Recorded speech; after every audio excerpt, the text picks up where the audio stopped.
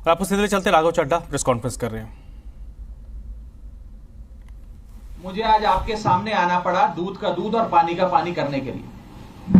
अमूमन ये देखा जाता है जब भी किसी सदस्य के खिलाफ विशेषाधिकार समिति कोई कार्रवाई शुरू करती है, यानी कि कमिटी ऑफ प्रिविलेजेस कोई प्रोसीडिंग शुरू करती है, तो वो शख्स उस पर कोई सार्वजनिक बयान नहीं देता, कोई पब्लिक स्टेटमेंट नहीं देता। लेकिन मेरे को मजबूरन आज भारतीय जनता पार्टी के झूठ का पर्दाफाश करने के लिए आपके सामने आना पड़ा, क्योंकि इतना दुष्प्रचार ये लोग कर रहे हैं। लेकिन मैं आज भी अपने बयान में ना कमिटी ऑफ प्रिविलेजेस के बारे में, ना ऑनरेबल चेयर के बारे में कोई भी बयान दूंगा। मैं सिर्फ रूल, पोजीशन और सच्चाई आपके सामने रखूंगा। पहली चीज तो यह है कि यह रूल बुक है जिसके हिसाब से राज्यसभा चलती है। यह रूल बुक, लाल किताब, इस पे लिखा है rules of procedure and conduct of business in the council of states. इस रूल बुक में जो लिखा है वो मैं आपको बताना चाहता हूं। यह रूल बुक कहती है कि किसी भी समिति के, सिलेक्ट कमिटी के गठन के लिए आप नाम प्रस्तावित करते हैं, कोई भी सांसद नाम प्रस्तावित कर सकता है, और जिस मेंबर का नाम प्रपोज किया जाता है, प्रस्तावित किया जाता है, उस मेंबर का ना साइन चाहिए, ना उस मेंबर का सिग्नेचर चाहिए, ना उस मेंबर का रिटन कंसेंट चाहिए। यानी कि इस रूल की किताब में कहीं नहीं लिखा कि सिलेक्ट कमिटी में किसी भी शख्स का, मेंबर का नाम देने के लिए आपको उस प्रस्तावित, प्रपोज्ड मेंबर की रिटन कंसेंट या सिग्नेचर चाहिए। लेकिन एक झूठा प्रचार फैलाया गया कि फर्जीवाड़ा हो गया साइन का। मैं आपको आगे बताना चाहता हूं कि जब भी सिलेक्ट कमिटी के गठन के लिए नाम प्रस्तावित किए जाते हैं तो ना सिग्नेचर लिए जाते हैं, ना सिग्नेचर जमा किए जाते हैं, ना सिग्नेचर की जरूरत होती है। No signatures are required, no signatures are taken and no signatures are submitted. तो जब किसी का हस्ताक्षर लिया ही नहीं, जब कोई हस्ताक्षर जमा किया ही नहीं, तो ये फर्जी साइन का जो एक अफवाह फैलाई जा रही है, ये सरासर गलत, झूठ और बेबुनियाद है। और ये मैं कानून की पोजीशन के हिसाब से बता रहा हूं। और मैं आज इस मंच से बीजेपी के नेताओं को चुनौती देता हूं कि वो कागज लेकर आए मेरे सामने, show me that piece of paper जिसपे ये दस्तखत है। जब कोई दस्तखत है ही नहीं, जब सिग्नेचर होता ही नहीं, तो फर्जी सिग्नेचर की बात कहां से आ गई? मैं चुनौती देता हूं आज बीजेपी को। आप तो इतनी बड़ी पार्टी है, इतनी शक्तिशाली, इतनी ताकतवर सरकार है आपकी, वो कागज दिखाओ मुझे जहां पर हस्ताक्षर है। चुनौती देता हूं मैं आपको। अगर आप कह रहे हैं मैंने कोई कागज जमा किया है जिसमें गलत तरीके से किसी के साइन किए गए हैं, तो वो कागज लेकर आओ, मैं आपको चुनौती देता हूं आज। साथियों, मैं आपको आगे बताना चाहूंगा कि बीजेपी के अज्ञान का, उनके इग्नोरेंस का तो मेरे पास कोई इलाज नहीं है। लेकिन प्रोसेस ये होता है कि जब भी कोई विवादित, कंट्रोवर्शियल बिल सदन के भीतर आता है, तो एक समिति गठन की एक प्रक्रिया बताई गई है कि अगर कोई मेंबर चाहे कि इस बिल पर मतदान ना हो, इस बिल पर और चर्चा हो और इस बिल में क्या चेंजेस किए जाएं वो बताए जाएं, उसके लिए एक समिति का गठन किया जाता है। उस समिति में कुछ नाम प्रस्तावित किए जाते हैं और जिस शख्स को उस समिति में नहीं रहना, वो अपना नाम विड्रॉ कर लेता है। ये प्रपोजल है, ये प्रस्ताव है, किसी को जर जबरदस्ती नहीं बिठा दिया। मैं आपको एक बहुत सरल एग्जाम्पल के माध्यम से ये समझाना चाहूंगा और आप सब वो मेरी बात समझ जाए। मान लीजिए कि मेरा जन्मदिन है, मैं अपनी जन्मदिन की दावत देता हूं, एक बर्थडे पार्टी आयोजित करता हूं। अपनी बर्थडे पार्टी में मैं 10 लोगों को न्योता देता हूं आने के लिए। 10 में से 8 लोग मेरा न्योता स्वीकार लेते हैं, आ जाते हैं। 2 लोग मेरा न्योता नहीं स्वीकारते, उल्टा मुझे कहते हैं तुम्हारी हिम्मत कैसे हुई हमें न्योता देने की, तुम कैसे, तुम्हारी हिम्मत कैसे हो गई, मजाल कैसे होगी कि तुमने हमें अपने जन्मदिन का न्योता दे दिया। ये वही बात है, मैंने तो समिति में शामिल करने के लिए न्योता दिया, कोई हस्ताक्षर थोड़ी दिया। लेकिन वो 2 लोग मुझसे खफा हो गए। मैं आपको दूसरे तरीके से समझाने का प्रयास करता हूं। आज इस प्रेस कॉन्फ्रेंस में इतने सारे पत्रकार आए हैं, मैंने अपनी पार्टी को 10 पत्रकारों का नाम प्रस्तावित किया कि इन 10 पत्रकारों को आप आज की प्रेस कॉन्फ्रेंस में बुला लीजिएगा, मैं मीडिया से संवाद करना चाहता हूं। 10 में से 8 पत्रकार आ गए, 2 पत्रकार नहीं आए, और जो 2 पत्रकार नहीं आए वो कहते हैं इनकी हिम्मत कैसे हुई हमें न्योता देने का प्रेस कॉन्फ्रेंस का। 2 पत्रकार नाराज हो गए। ये साफ तौर पे इस समस्या का एक सरल सा एग्जाम्पल है।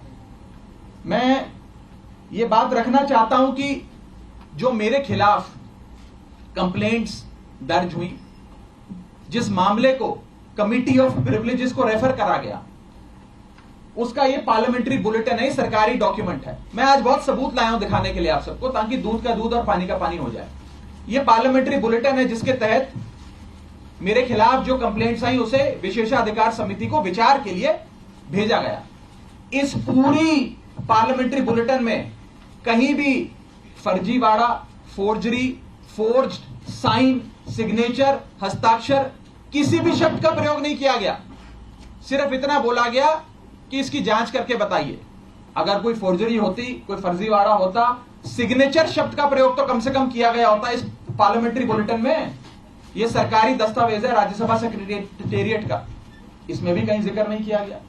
इसलिए नहीं किया गया क्योंकि जब साइन है ही नहीं तो साइन आएंगे कहां से। लेकिन भारतीय जनता पार्टी के झूठ का मुकाबला करना आसान नहीं है, इसलिए आज आपके सामने आकर यह बात रखनी पड़ी। और जहां तक विशेषाधिकार समिति का प्रोसीडिंग्स का मामला है, प्रिविलेज कमेटी का मामला है, इस देश के कई बड़े नेताओं के खिलाफ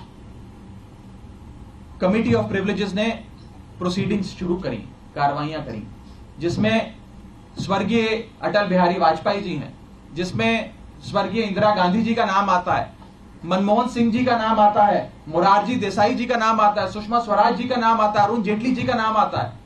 उस श्रेणी के अंदर अगर हमें भी शामिल किया गया तो कोई बात नहीं है, मजबूती से अपना जवाब विशेषाधिकार समिति के सामने, कमेटी ऑफ प्रिविलेजेस के सामने देंगे। मैं शहीद आजम भगत सिंह की धरती से आता हूं और पूरी न्याय की लड़ाई लड़ूंगा, और मेरा विश्वास है कि कमेटी ऑफ प्रिविलेजेस अंत में दूध का दूध और पानी का पानी कर न्याय अवश्य करेगी। यह बात थी कि क्या हुआ।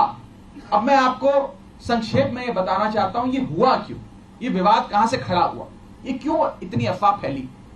यह इसलिए फैली क्योंकि सोमवार दोपहर को सदन के अंदर आम आदमी पार्टी की ओर से मैंने पूरी मजबूती से दिल्ली के अध्यादेश पर अपना वक्तव्य दिया, और उसके ठीक 6 घंटे बाद मेरे खिलाफ बीजेपी ने यह आरोप लगाने शुरू कर दिए। इनको दिक्कत यह नहीं है कि मैंने नाम प्रस्तावित करे, इनको प्रॉब्लम यह नहीं है कि मैंने किसी कमेटी के गठन के लिए कुछ एमपीज के नाम दे दिए।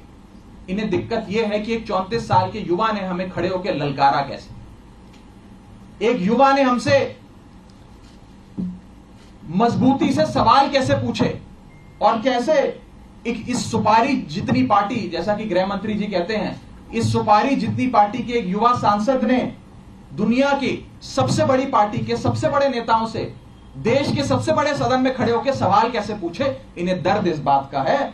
हमने अपने वक्तव्य में बीजेपी के पुराने मैनिफेस्टो दिखाकर उनके डबल स्टैंडर्ड्स को एक्सपोज किया, दिल्ली वालों के लिए न्याय मांगा, यहां तक कि लाल कृष्ण आडवाणी जी और स्वर्गीय वाजपेयी जी के लिए न्याय मांगा। यह दर्द शायद बीजेपी को सता रहा है, जिसके चलते आज वो मेरे खिलाफ कंप्लेंट्स कर रहे हैं। ये लोग मेरे पीछे पड़ गए, बीजेपी पूरी तरीके से मेरे पीछे है। मैं आपको बताना चाहूंगा कि इस हफ्ते के ये दूसरा नोटिस कमिटी ऑफ प्रिविलेजेस का मुझे आया है। It is the second time कि मुझे किसी विषय में कमिटी ऑफ प्रिविलेजेस ने नोटिस दिया हो एक ही हफ्ते में। शायद ही इतिहास में कभी आज से पहले ऐसा हुआ हो। और मैं ये बताना चाहता हूं कि आज के समय हर संभव प्रयास किया जा रहा है कि विपक्ष की आवाज को दबाया जाए। जैसे राहुल गांधी जी की मेंबरशिप छीन ली, हमारे 2 सांसद संजय सिंह जी, सुशील कुमार रिंकू जी, दोनों को सस्पेंड कर दिया, लीडर ऑफ ऑपोजिशन का माइक ऑफ किया जाता है। अगर कोई विपक्ष का साथी खड़े होकर अपनी बात रखता है तो सदन के अंदर खड़े मंत्री उन्हें धमकी देते हैं कि तुम्हारे घर इन्फोर्समेंट डायरेक्टरेट आ जाएगी, सीबीआई आ जाएगी, बैठ जाओ चुप करके। इस प्रकार से एक अघोषित आपातकाल लगाने का प्रयास बीजेपी इस देश में कर रही है और उनका यही मकसद होगा शायद कि मेरी आवाज को भी दबाया जाए। लेकिन मैं कहना चाहता हूं कि ये युवा आवाज है, अरविंद केजरीवाल की एक सिपाही की आवाज है, ये आवाज दबने वाली नहीं है।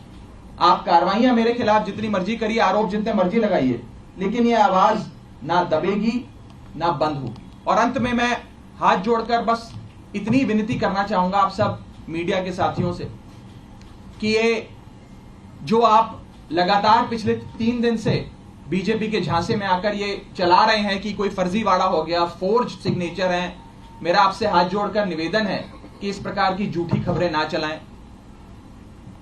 मैं आपसे कहना चाहूंगा कि आप सच दिखाएं। आप लोग इस लोकतंत्र के चौथे स्तंभ हैं, कृपया कर बीजेपी के प्रोपेगेंडा में ना फंसें। एक छोटे सेक्शन ऑफ मीडिया ने जरूर एक प्रोपेगेंडा चलाने का प्रयास किया और मुझे मजबूरन उनके खिलाफ कानूनी कार्रवाई करनी पड़ेगी, क्योंकि ना रिकॉर्ड्स में, ना कंप्लेंट्स में, ना पार्लियामेंट्री बुलेटिन में कहीं भी फोर्जरी शब्द का प्रयोग किया गया है। और अंत में मैं इतना ही कहूंगा कि जिन जिन सांसदों ने मेरे खिलाफ फोर्जरी के आरोप लगाए, सदन के बाहर मैंने देखा कई सारे बीजेपी के लोकसभा के सांसदों ने बयान दिए हैं। राज्यसभा के तो शायद किसी सांसद ने नहीं दिए, लेकिन लोकसभा के कुछ सांसदों ने मेरे खिलाफ ये बयान दिए हैं। मुझे उनके खिलाफ भी मजबूरन कमेटी ऑफ प्रिविलेजेस में न्याय मांगने के लिए जाना पड़ेगा, उनके खिलाफ भी कंप्लेंट दर्ज करनी पड़ेगी और कोर्ट के बाहर भी, पार्लियामेंट के बाहर भी, न्यायपालिका में भी न्याय की गुहार लगानी पड़ेगी। और मैं हर संभव लड़ाई के लिए तैयार हूं। मैं बीजेपी से डरता नहीं और ना डरने वाला हूं। बहुत बहुत शुक्रिया।